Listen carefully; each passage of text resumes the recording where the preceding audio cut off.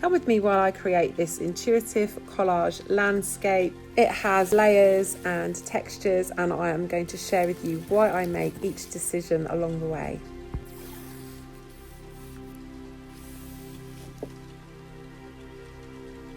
I'm beginning with one of my absolute favourite materials, which is these tea bags. They are, of course, from cups of tea that me and my family have drunk, and I love using them in my collage. This bit here that you can see me sticking on now actually is what I was using to clean my watercolour brush on. So it's a bit of kitchen towel, a bit of serviette I was using to clean my watercolour brush on. So that's why it's got such cool, interesting colours and brush marks.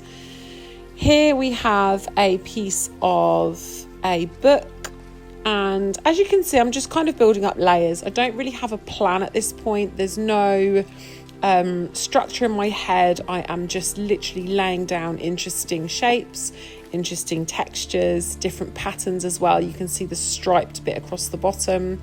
This is also a piece of homemade collage paper you can see me with here. And I'm turning it around and just kind of taking a step back almost and looking at the composition as a whole. And I can't tell you some of the reasons I make these decisions, because a lot of it is intuition, and it's also to do with preference, what I like, what I don't like. I'm not too interested in if anyone else thinks it's good, and I certainly don't re-record things for YouTube. So this is a one take and done scenario. So I'm being very kind of open and honest here with my process. Another homemade collage paper here using bubble wrap, which is what creates these amazing circles. I also don't tend to pick my collage pieces beforehand. I have a big pile that you can see here in this part of the video, and I'm just kind of rooting through, seeing what there is and allowing just whatever comes to come and whatever I'm drawn to be picked up. And that piece, I tried it, I didn't love it. That's fine. Also, I try really to not be afraid to cover up what I already have laid down. So here I'm not scared to completely cover a piece of collage paper.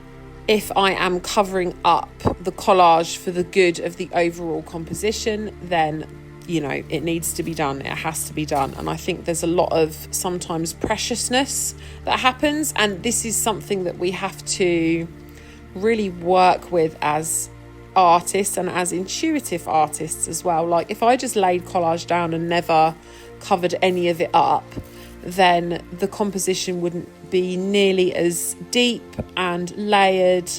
And yeah, sometimes covering up just has to happen. Like, it has to happen. Also, I love to rip the collage papers as well, so I don't sometimes you'll see me cutting them, but generally I like to rip, and that gives everything a real nice kind of random feel to it, and so it's not too precious. This bit of collage paper was a bit that I wrote on, and you can't see what it says, but at the time I was really getting my emotions out, really getting my thoughts out onto the page. And then this little pink bit right in the corner that actually, if you keep watching, you will see that it ends up pretty much being completely covered up, but that is fine, that is okay. I am okay with that. So now I'm using some acrylic ink on the page to make the foreground come forward. I called this piece Long Grass, which I think really, really suits it. But stay watching to see how I resolve it and how I finish the piece off.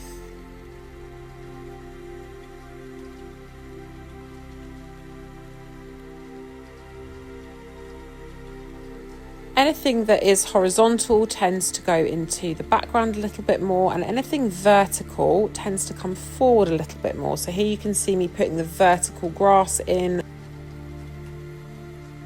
The darker colours come forward and the lighter colours disappear into the background. So you can see here me doing that, putting a dark colour at the front with some horizontal lines, and then a lighter colour at the back.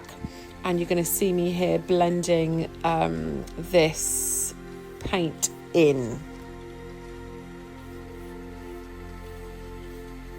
And you will see me here using the same technique in the sky. So the darkness at the top of the sky comes forward, And then as I move towards the horizon line, which is obviously further away, that is when the paint becomes lighter, so I'm adding more water, and that creates a sense of depth within the work.